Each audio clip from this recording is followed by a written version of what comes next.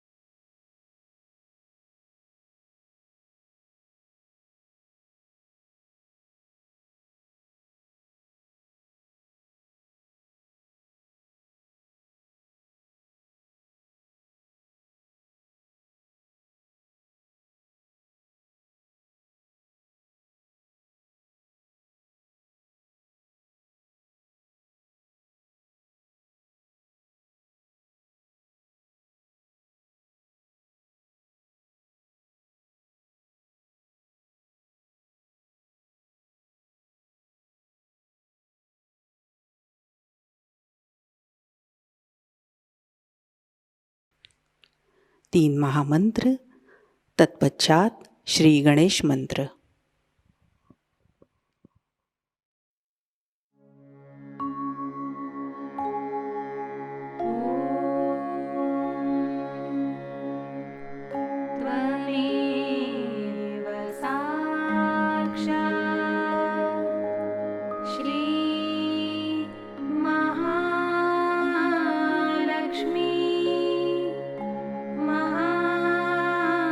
सरस्वती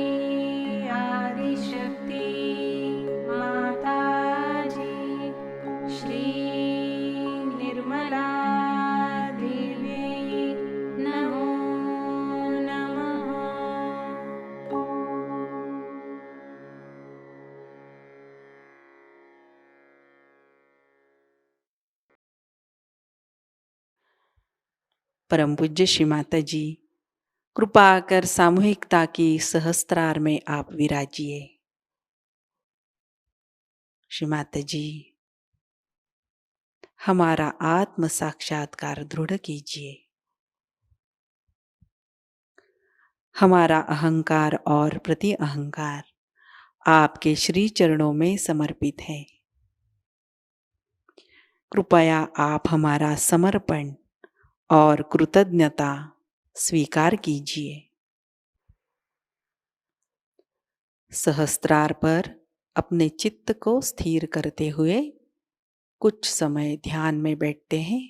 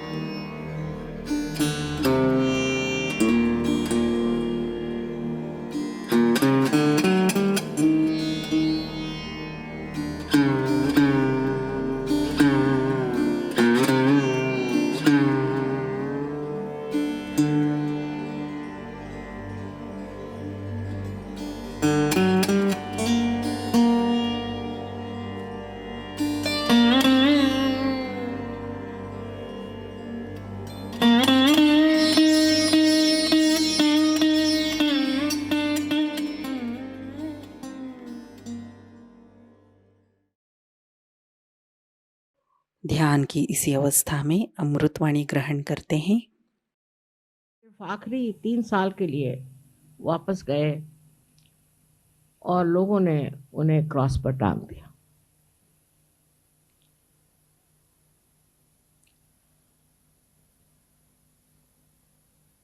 ये सब कुछ विधि का लिखा हुआ। आज्ञा चक्र को खोलने के लिए उनको ये बलिदान देना पड़ा और इस तरह से उन्होंने आज्ञा चक्र की व्यवस्था करी। आज्ञा चक्र बहुत संकीर्ण, छोटा सा और आसानी से खुलने वाला नहीं, क्योंकि मनुष्य में जो स्वतंत्रता आ गई उससे वो अहंकारी बन गया। इस अहंकार ने उसका आज्ञा चक्र है बंद कर दिया और उस बंद आज्ञा चक्र से निकालने के लिए अहंकार निकालना जरूरी है, और अहंकार निकालने के लिए आपको अपने मन पे ही काबू लेना पड़ता। लेकिन आप मन से अहंकार नहीं निकाल सकते। जैसे ही आप मन से अहंकार निकालने का प्रयत्न करेंगे, वैसे ही मन बढ़ता जाएगा और अहंकार बढ़ता जाएगा। अहम करोति सा अहंकार, हम करें, इसका मतलब अगर हम अपने अहंकार को कम करने की कोशिश करें तो अहंकार बढ़ेगा, क्योंकि हम अहंकार से ही वही कोशिश करते। जो लोग ये सोचते हैं कि हम अपने अहंकार को दबा लेंगे, खाना कम खाएंगे, दुनिया भर के उपद्व्याप, एक पैर पे खड़े हैं तो कोई सर के बल खड़ा है, हर तरह के प्रयोग लोग करते हैं अपने अहंकार को नष्ट करने। लेकिन इससे अहंकार नष्ट नहीं होता, इससे बढ़ता है। उपवास करना, जप तप करना आदि सब चीजों से अहंकार बढ़ता है। हवन से भी अहंकार बढ़ता है, क्योंकि अग्नि जो है वो राइट साइडेड है। जो कुछ भी हम कर्म कांड करते हैं, रिचुअल्स करते हैं, उससे अहंकार बढ़ता है। और मनुष्य सोचता है कि हम सब ठीक हैं, हजारों वर्ष से वही वही कर्म कांड करते रहते, और उल्टा सीधा सब मामला जो भी सिखाया गया वही वो कर रहा है। इसीलिए सहयोग कर्म कांड के विरोध में कोई भी कर्म कांड करने की जरूरत नहीं।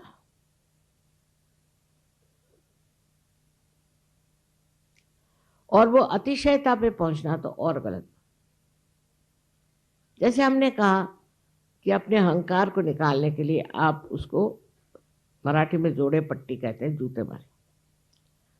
तो रोज सवेरे सहयोगी जूते लेके चले लाइन में। अरे अगर आपके अंदर अहंकार हो तब हर एक आदमी हाथ में जूता लिए चला जा रहा है रास्ते से। ये सब कर्मकांड सहयोग में भी बहुत घुस गए। यहाँ तक कि फ्रांस से अभी एक साहब लेकर आए थे कि वहाँ वो वाशी के हॉस्पिटल से कर्मकांड लेके। अरे बाबा, ये तो बीमारों के लिए है। आपको अगर ये बीमारी हो तो आप ये कर्मकांड करो। जो कैंसर की बीमारी के कर्मकांड है वो भी उसमें लिखे। मैंने कहा कि मनुष्य का स्वभाव है कि कर्मकांड करे। क्यों? कि वो सोचता है मैं कर सकता हूं, मेरे कर्मकांड से कार्य होगा। और इस कर्मकांड में सिर्फ आप ही लोग नहीं, परदेश में भी बहुत से लोग कर्मकांड करते रहते, तरह तरह। जैसे साल भर में एक बार चर्च को जाएंगे, माने आज के दिन, उसके बाद भगवान का नाम भी नहीं लेंगे। दुनिया भर के गंदे काम करके और कैथोलिक धर्म में जा करके वो कन्फेशन कर। ये सब मूर्खता अगर आप देख सके तब आप सहयोगी हो गए। अगर आप समझ सके कि ये सब गलत काम जो हमने किया है ये गलत है और अब से आगे ये काम नहीं करने का, ये अगर आपकी समझ में आ जाए तो बात आपके दिमाग में आ जाए। अब कर्मकांडी लोगों में और भी विशेषताएं होती। एक तो वो एक नंबर के कंजूस होते। अगर उनसे आप 10 रुपए की बात करो तो वो आकाश में कूदने लग जाते। उसको मराठी में कवड़ी चुंबक कहते हैं। एक बात है, मराठी में ऐसे ऐसे शब्द हैं कि उससे आपका अहंकार ऐसे ही उतर जाए। जैसे कि कोई अपनी बड़ी बड़ी बातें बताने लगा, मैंने ये किया, मैंने वो किया, तो उसको धीमे से कहने का कि तुम तो चने के पेड़ पर चढ़ रहे हो। चने का पेड़ तो होता नहीं, हरभराच्या झाडावर चढतात तुम्ही, तो वो ठंडा हो जाए। मैंने ये किया, मैंने वो किया, मैं, जब तक ये मैं नहीं छूटता तब तक हमारा ईसा मसीह को मानना गलत है। पर आश्चर्य की बात है कि जिसको क्रिश्चियन नेशंस कहते हैं, जहाँ ईसाई धर्म है, उनसे ज्यादा अहंकारी मैंने तो कोई देखे। विशेषकर अंग्रेज, अमेरिकन, सब लोगों में इस कदर अहंकार है कि समझ में नहीं आता कि ईसा मसीह के ये शिष्य। अब इस अहंकार का इलाज क्या है, वो सोचना चाहिए। इसका इलाज ईसा मसीह थे और उन्होंने सिखाया है कि आप सबसे प्रेम करें, अपने दुश्मनों से भी प्यार करें। इसका इलाज उन्होंने प्यार बताया, और प्यार के सिवाय कोई इलाज नहीं। लेकिन ये प्यार परम चैतन्य का प्यार है। उन्होंने साफ साफ कहा कि आप अपने को खोजो, दरवाजे खटखटाओ तो दरवाजा खुल जाएगा। इसका अर्थ ये नहीं कि तुम जा करके दरवाजे खटखटाओ। इसका मतलब यह है कि अपने दिल के जो दरवाजे हैं उसे खोलिए।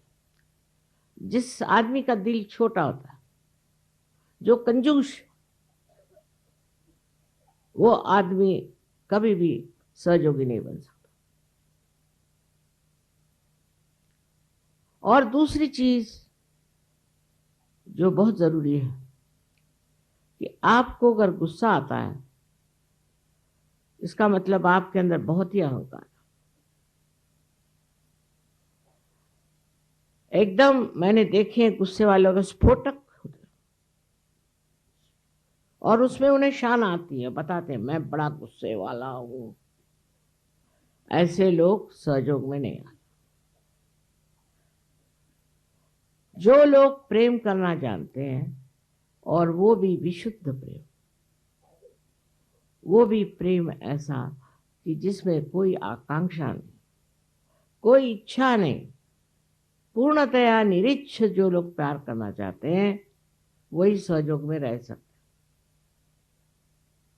अहंकारी लोग बहुत गलत सलत काम करते हैं और मैं उनसे तंग आता। अपने ही मन से कुछ शुरू कर देंगे और मुझे बताएंगे भी नहीं, और ऐसा करने से आज हजारों प्रश्न खड़े हो। आज बताने की बात है कि दिल्ली में इन्होंने मुझसे एक बार एक पूजा के दिन हड़बड़ी में आकर बताया कि हमें जमीन मिल रही है, बस उससे कितना पैसा लिया, वो कैसा होने वाला है, जमीन कैसी, कुछ, और किसी भी सहयोगी ने नहीं बताया। क्योंकि कल कोई कहे कि ये माताजी ने कहा है तो उस आदमी को आप बिल्कुल छोड़ दीजिए। मुझे कुछ कहना है तो मैं स्वयं कहूंगी। उसके बाद इतनी मीटिंग्स हो गई, ये मैंने कभी कुछ नहीं कहा। अब जिन्होंने उनको पैसा दिया वो सर पकड़ करके बैठे कि बिल्कुल ये ठगाया गया, ये पैसा कैसे मिलेगा। मुझसे बगैर पूछे सारे काम हो, बिल्कुल बगैर पूछे। और वो इतनी खराब जमीन है कि उसके बारे में अब नोटिस आई है कि यहाँ आप कुछ नहीं बना सकते, उल्टे आपको हम पकड़ेंगे।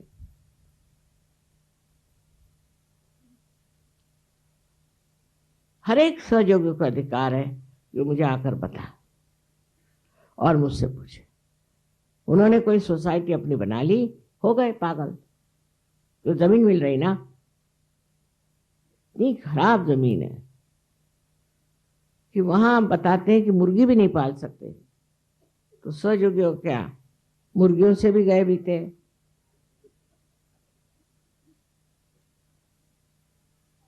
अब जो भी हुई सो मूर्खता है और उसके लिए मैं जिम्मेदार नहीं,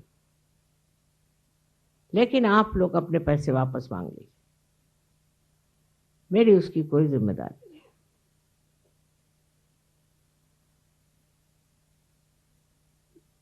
ईसा मसीह ने तो यहां तक कहा था कि जो लोग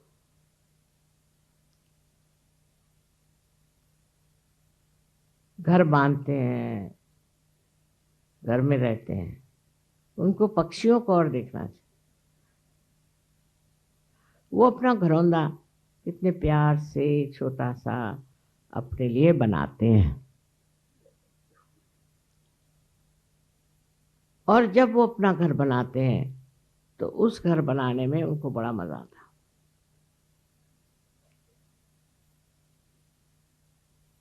हर तरह से उन्होंने ये समझाया कि आप ममत्व को छोड़ दीजिए, ये मेरा घर है, ये मेरी जमीन, ये मेरे बच्चे, यहां तक कि ये मेरा देश।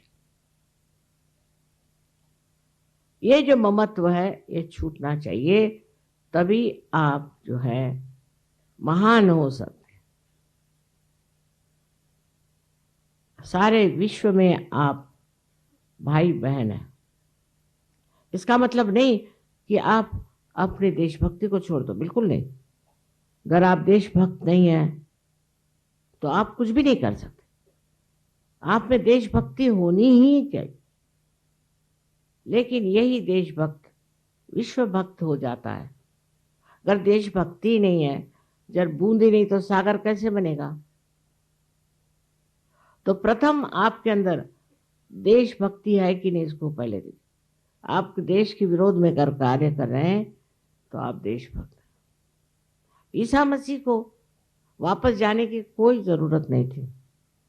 उन्होंने कहा भी था कि वहां सब ऐसे लोग रहते हैं जिनको सिर्फ मल की इच्छा है, म्लेच्छ है।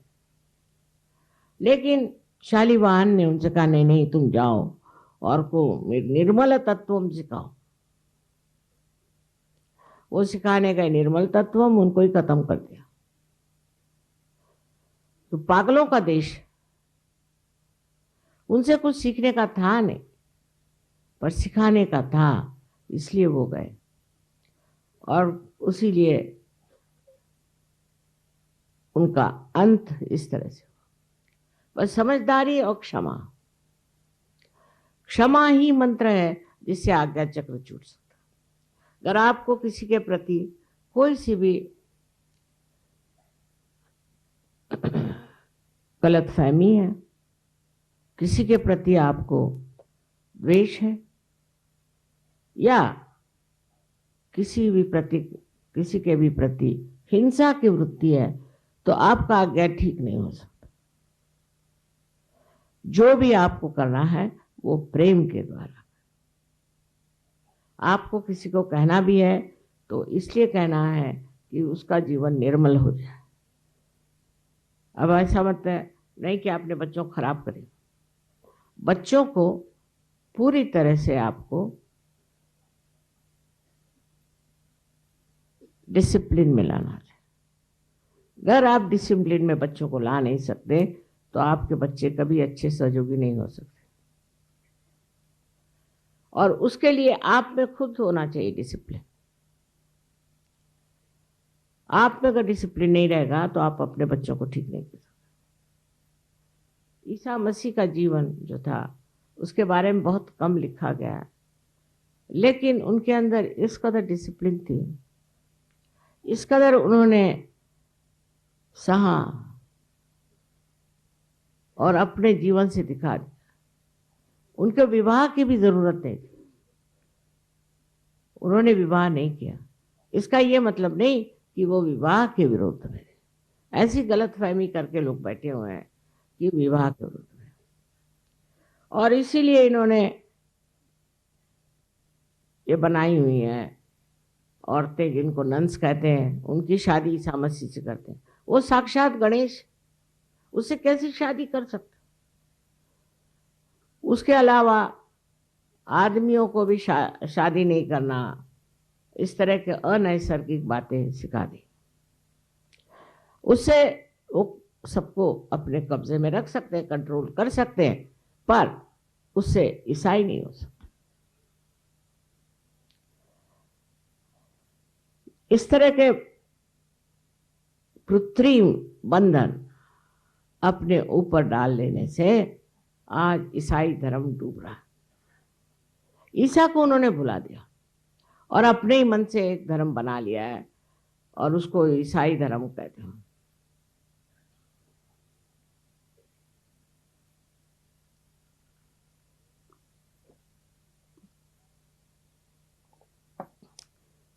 आजकल का ईसाई धर्म ईसा के नाम पे कलंक सा लगता है, क्योंकि मेरा जन्म ही इस धर्म में हुआ और मैंने इनकी सारी अंदरूनी बातें देखी। उसी प्रकार हिंदू धर्म की बात। हिंदू धर्म में आप सांप्रदायिक हो ही नहीं सकते, क्योंकि आपके अनेक गुरु, असली गुरु जैसे दत्तात्रेय जी वगैरह और नाथपंथी, आपके अनेक अवतरण हैं, और आपके स्वयंभू अनेक। आपकी एक किताब नहीं, अनेक किताब। ईसाई लोगों में सिर्फ ईसा और बाइबल, तो वो फंडामेंटलिस्ट हो सकते हैं, मुसलमान हो सकते हैं, और यहूदी लोग भी हो सकते हैं, और तीनों का आपस में रिश्ता है, किताबों में लिखा। लेकिन हिंदू नहीं हो सकता सांप्रदायिक, क्योंकि किसी का कोई कोई महालक्ष्मी को मानता है, तो कोई रेणुका देवी को मानता है, तो कोई कृष्ण को मानता है। तो हर आदमी, हर परिवार, फैमिली अलग अलग इनकारनेशन को मानते हैं, किताब को मानते हैं। कोई सी भी ऐसी किताब नहीं है जिसके कहना चाहिए कि ये होली बाइबल जैसे। इसलिए सब धर्मों को एक हिंदू को चाहिए कि मान कर। मैंने देखा है कि मान करने की शक्ति हिंदुओं में सबसे ज्यादा। एक मर्तबा एक हम होटल में थे, वहां बाइबल थे। वो सब दूर बाइबल रख देते हैं, चाहे कोई पढ़े ना पढ़े। सो वो बाइबल नीचे कर गया। सो हमारे साथ एक हिंदू थे, उन्होंने उस बाइबल को उठाया, सर पे रखा और फिर टेबल पे रख दिया। कभी बाइबल को पैर से नहीं छुएंगे, कभी नहीं। एक बार ईसाई धंधा कर लेंगे, हिंदू नहीं करेगा। सबकी इज्जत करना ये हिंदू का धर्म है। पर उससे आजकल जो लोग निकले हैं, अजीबो गरीब, जो कि आज के हमारे पॉलिटिशियन लोग निकले हैं, इस तरह के लोग पैदा हुए हैं। तो बरसात में जैसे मशरूम निकलती है, ऐसे कुछ लोग निकल आए। पर ये लोग हिंदू नहीं है। इनको अपने धर्म के बारे में कुछ मालूम। उत्तर हिंदुस्तान के लोगों को तो बिल्कुल ही नहीं मालूम, और जो दक्षिण हिंदुस्तान के लोग हैं वो तो यही जानते कि ब्राह्मण को यहाँ पैसा देना है, वहां पैसा देना है, वो करना है, वो करना है। बस कर्मकांड के सिवाय इस महाराष्ट्र में और कुछ नहीं। इतने कर्मकांडी लोग हैं महाराष्ट्र में, बड़ी मेहनत करी हुई, सब व्यर्थ गई, क्योंकि बड़े कर्मकांडी हैं। वो छूट नहीं सकता उनसे। यहाँ सिद्धि विनायक का मंदिर है, उसके जो गणेश जी है उसको मैंने जागरूक मैंने की। अब देखती क्या हूँ कि वहां एक एक मील की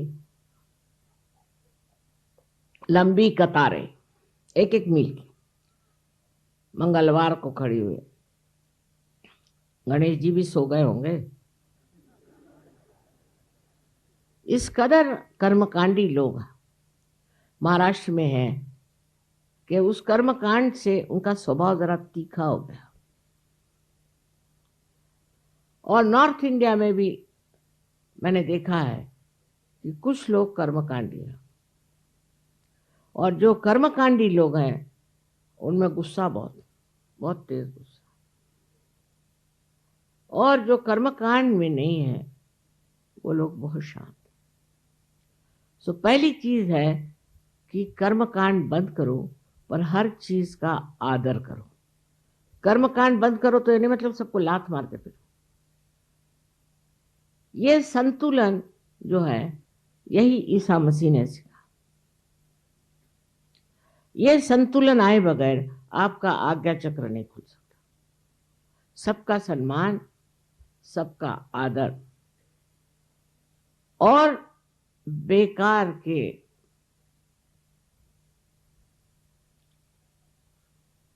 कर्मकांड जिसमें गलत लोग पनप रहे हैं। आजकल के बहुत से जो झूठे साधु बाबा हैं वो कर्मकांड के ही वजह से ऐसे, वो कहेंगे कि आप इतने रुपए दो, ये करो, वो करो, यज्ञ करो, 108 मर्तबा रोज ये नाम लो, वो नाम लो, मंत्र देता हूँ, फलाना करता हूँ। ये सब कर्मकांडी और कर्मकांड आप लोगों को सिखाते हैं, जिसके पूरी तरह से विरोध में ईसा मसीह।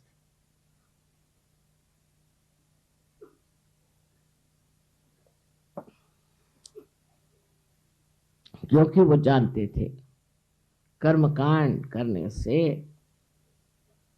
आदमी अहंकारी हो जाए, और इस अहंकार को तोड़ने के लिए उन्होंने कर्मकांड को एकदम मना किया था।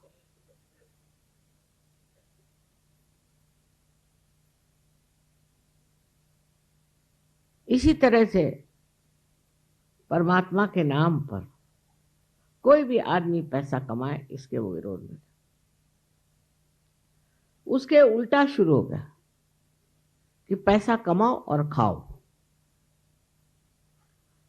कमाना तो नहीं छूटा, पर पैसा कमा लो और खा जाओ खुद, जिससे कोई भी कार्य नहीं हो सकता। आज सहयोग के कार्य में हमको याद रखना चाहिए कि हमने सहयोग के कार्य में क्या पैसे दे, कितना पैसा दे।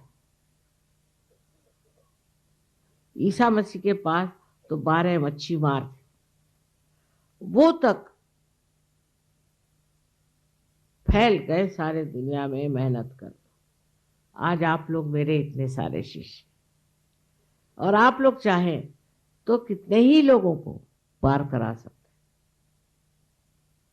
कितने ही लोगों को सहयोग मिला सकते, पर लोग आधे अधूरे नहीं रहना चाहिए, गहरे उतरना चाहिए। जब तक गहरे नहीं बैठेंगे तब तक वो समझ नहीं पाए। और उसके लिए सबसे बड़ी चीज है कि हम उनको कितना प्यार देते हैं और वो कितना प्यार दूसरों को देते हैं।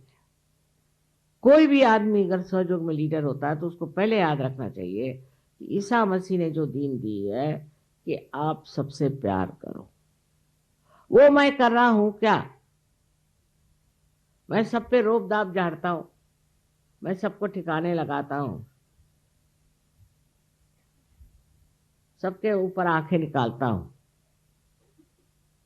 ये अहंकार बहुत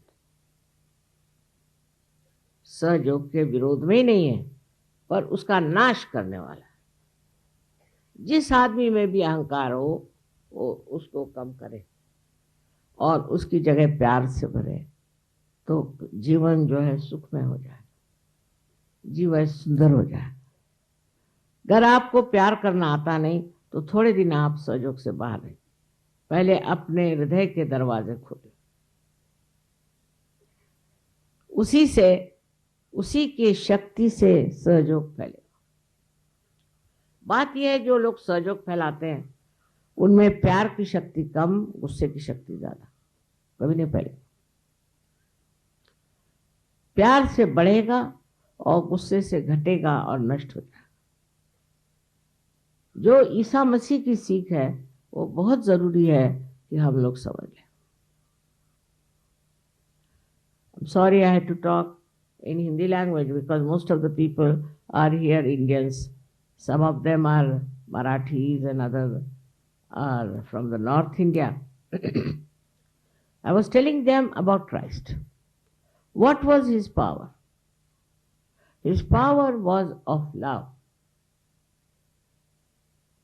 and not of anger, because he is the one who has crossed the most difficult center of Agya. Those people who have ego never realize they have ego. With their ego, they do all kinds of nonsensical things. Without asking me, they have done something in Delhi. Without asking me, they have done something in Russia. And it's so destructive to Sahajayoga that they don't realize what they have done is a crime which is punishable by all divine laws.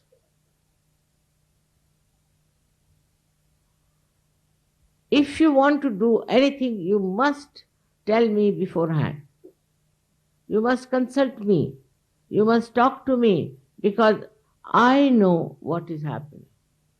You don't know. If somebody wants to cheat you, then how will you know? If you were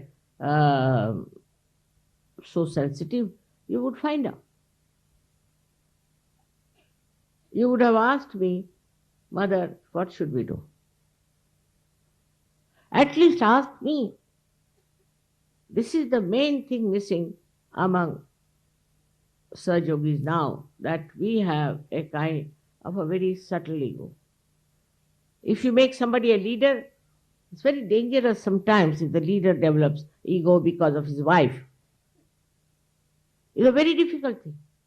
They can destroy Sahajayoga completely. Anything is possible. So before you do anything like that, you have to consult. I am still living and you can ask. You can write to me. You can telephone to me. At least I am there to tell you. But then you have to develop your balance and your love. That is only through this Parama Chaitanya. With this all-pervading power of divine love, you can develop that discretion, you can develop that special powers. Even if somebody telephones to me, immediately I know what's wrong with the person. I don't say that you can become like me, but at least you have vibrations to see. Also see your own vibrations. How are you moving? Put a paper on your hand and you'll see it will start shaking before my photograph. With this ego, you cannot go further. Why did you come to Sahajayoga? You came here not to become some sort of a leader or some sort of a king, but you came here to become a great guru. As you asked me, Guru Pada Dijiye. For that you have to have in Sahajayoga a complete humility, natural humility, natural balance. This is what Christ has taught us.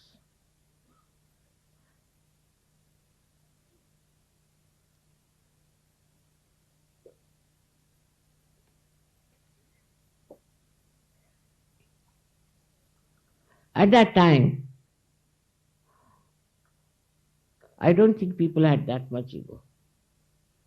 Ego is a modern present to you. People get ego out of anything. For example, I met one lady once and found her ego very bad. Said, what's the matter with her? So I asked my daughters, what does she do? They said, Mummy, she knows how to make dolls. For that she had it. What is so great than to be a good Sahajayoga? You may be the king, you may be anything. Now you see the prime ministers and all of them going to jail.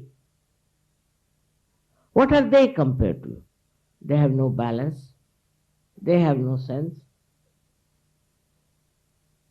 What makes you a separate individuals, higher people? Because you have no ego. Now people try to remove their ego. There are two types. So they will go on beating themselves with shoes. All kinds of ritualistic things they do to remove their ego. But all this you do with your mind. Whatever you do with your mind will give you ego only. They become ascetic. They are the greatest egoist. I must say Hitler was the greatest ascetic. With his asceticism he became Hitler. If you want to become Hitler, you become ascetic. In Sahajayoga you are not allowed at all this asceticism.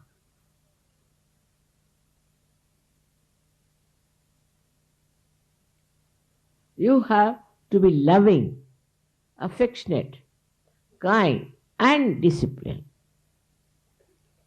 I must say this because when you are loving, you go out of bounds sometimes because you have no discipline of Sahajayoga. Loving doesn't mean that you become like a Romeo Juliet. Doesn't mean that. You must have your balance through your discipline. If you have no discipline, you can never be a good Sahajayoga.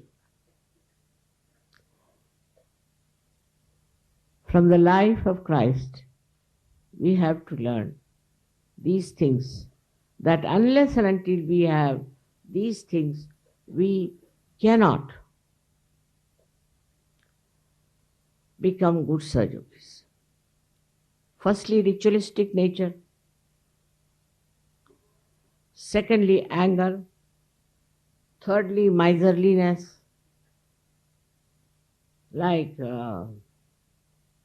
if you go to England, it's written there, save pounds by taking a taxi. This is what it is. Miserliness. Where can we save money? Mother, can you give concession? It's not some sort of a business I'm doing here.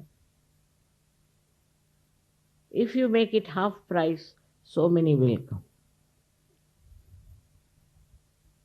I'm not using your money. I'm using it for your buildings. All this, I've got it. Of course, my money also, and your money. So many things I've done.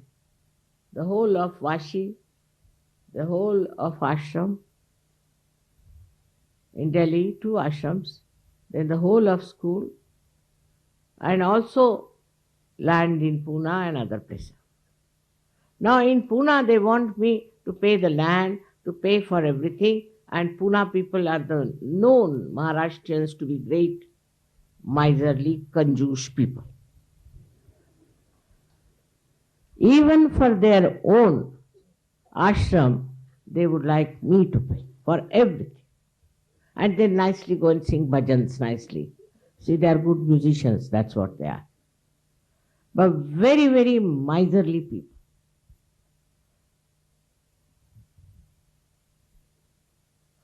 Miserly people can never love. They love money.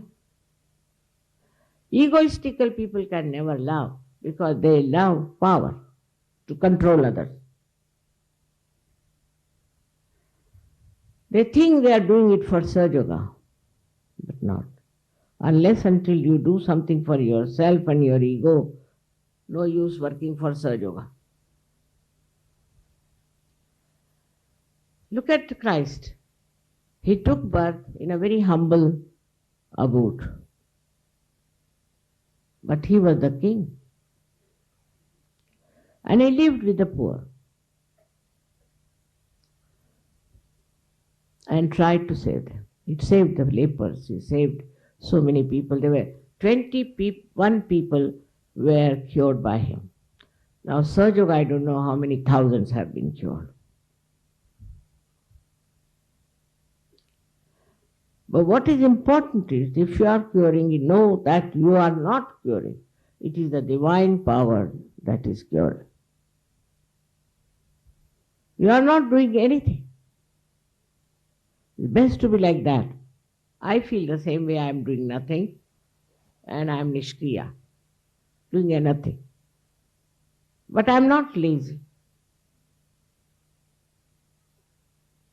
You should be active, but all your activity should come from the divine power of love.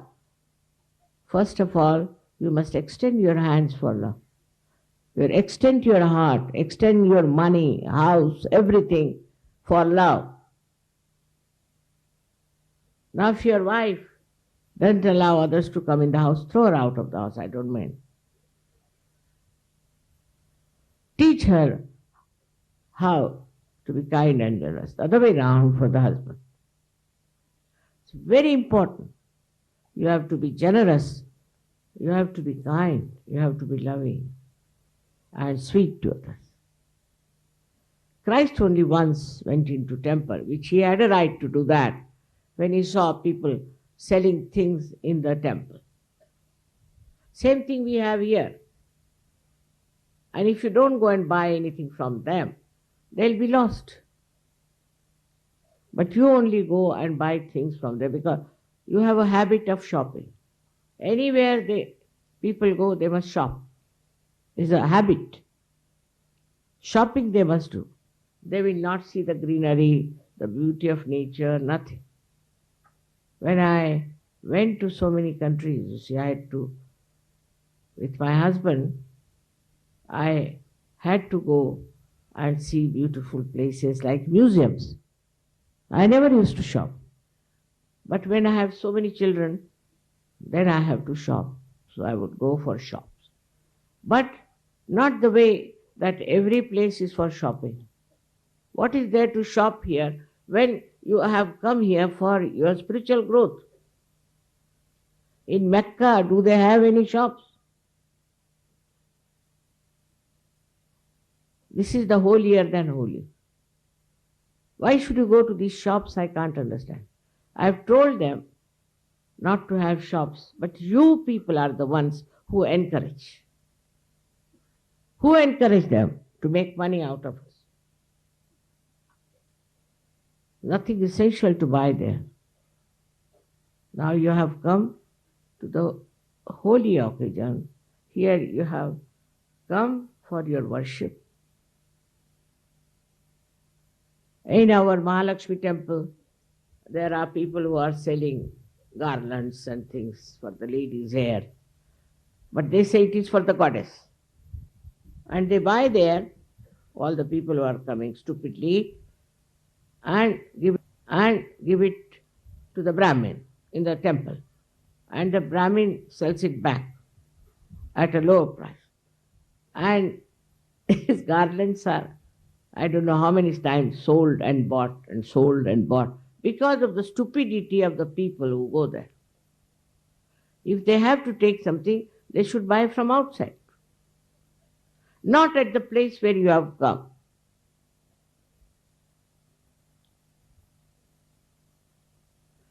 As it is, you went to Delhi, you could have bought there.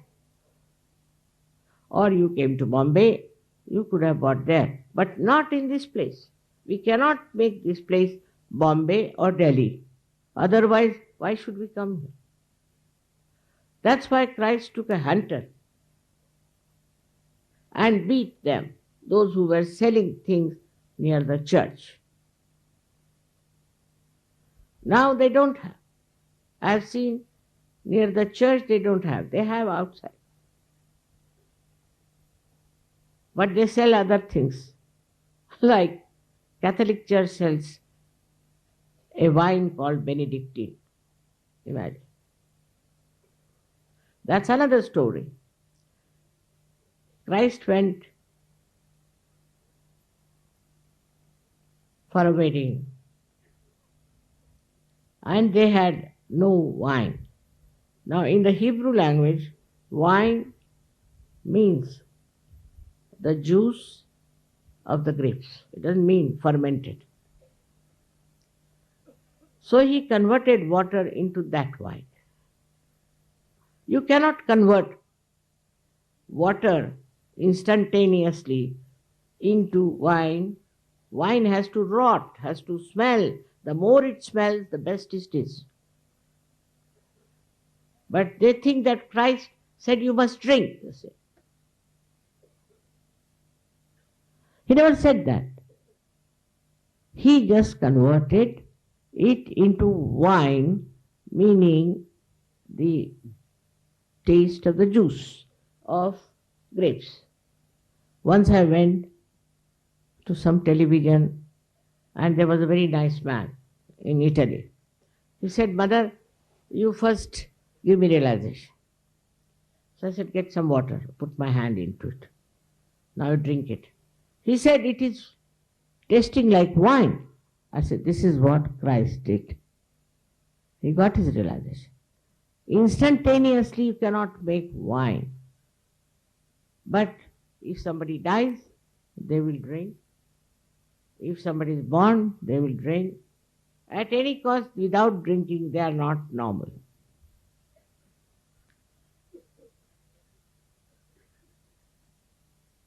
But the people who got realization have suddenly changed. They don't want to drink. They have stopped drinking. Their attention has become nice. The whole thing is changed. This is the transformation that has worked, of which Christ has talked, Muhammad Sahib has talked. Everybody has talked about this particular time when people will get transformed. But even after transformation, you do not want to become what you have to be, for which you have come here.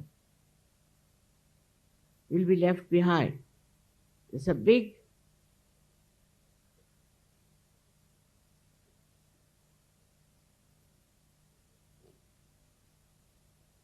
transformation is taking place. In that transformation also your rising is taking place. There's a big evolution going on. And those who will not evolve properly will be left behind. As it is said that this is the last judgment. And you will be judged. You will be left behind. You cannot adhere to people who are rising higher. With your weight you will fall down. So, for you to understand Christ is all these qualities you must have. If you are hot-tempered, all right, go and beat yourself with shoes. But if you are not, then you need not. You must know what you are. First of all, introspect. Accordingly, you should work it out.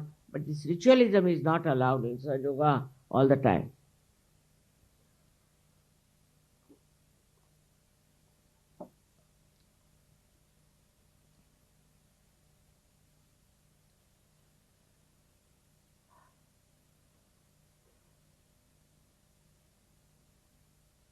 I would love all my children to be extremely loving and collective. Not to denounce anybody for no rhyme and reason. And if you have to denounce, you should tell me. I know what is what. Without asking me, you should not measure up somebody and say, I have measured somebody. With what? What is your yardstick? You yourself, you are caught up in the web of ego. You cannot condemn anyone without telling. You have to tell. Don't worry that just still disturb me or anything, but you should ask. I know about everyone. Maybe I have not met that person, but I can feel the vibration. You can write to me. Many people just telephone. That's not the way. You must write to me because I read each and every letter. But all nonsensical letters you shouldn't write also to waste my time. Like my mother's, this thing is sick or is dead and her booth is moving about. All sorts of funny letters come to me. What can I do for such people? That's not important. Or I need money, I have no money, I am depending on you for money, so please send me money. You can ask on my photograph. If you are a good Sahajayogi, you don't have to worry about money also. Or I have no child, mother, what to do? I want to have child. Those who have child, ask them what do they have to say. So many have got children after coming to Sahajayoga, but you must deserve it.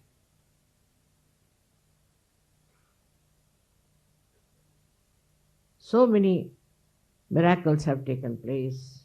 So many people have been cured, no doubt. But that doesn't mean you have done it. Don't get into the trap of ego. That's most dangerous. If you destroy Sahaja, you are destroying yourself.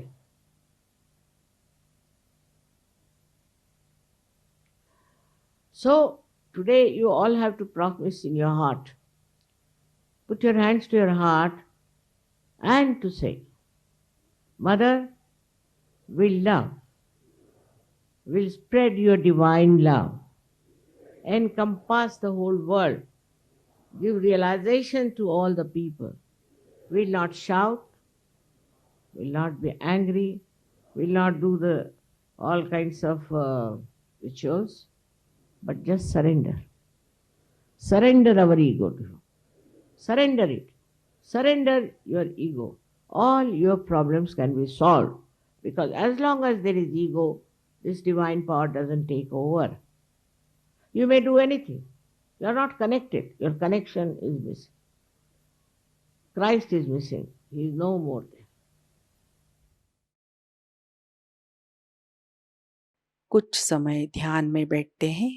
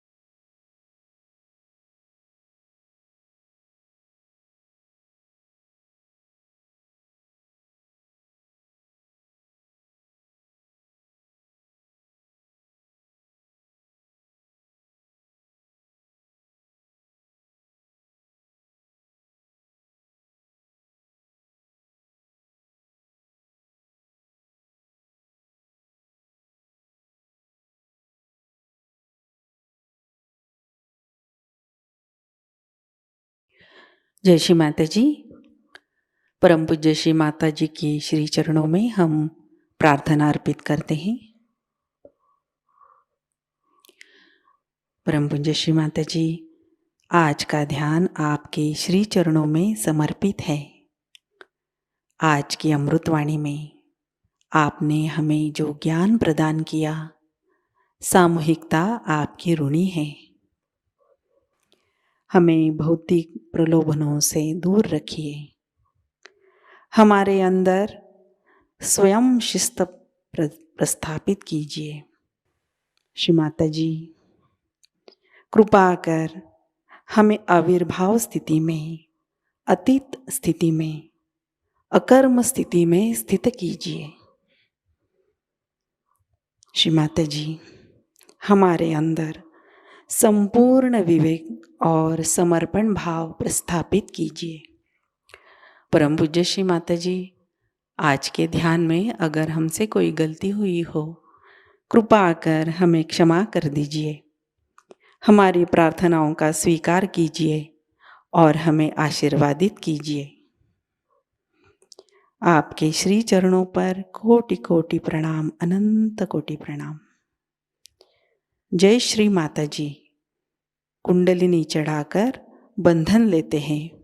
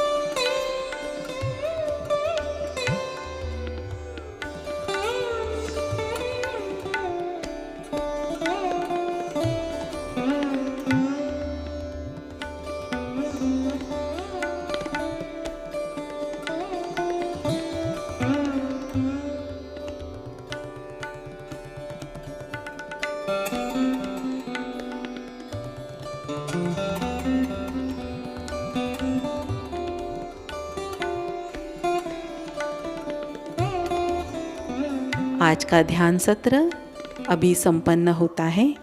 जय श्री माता जी।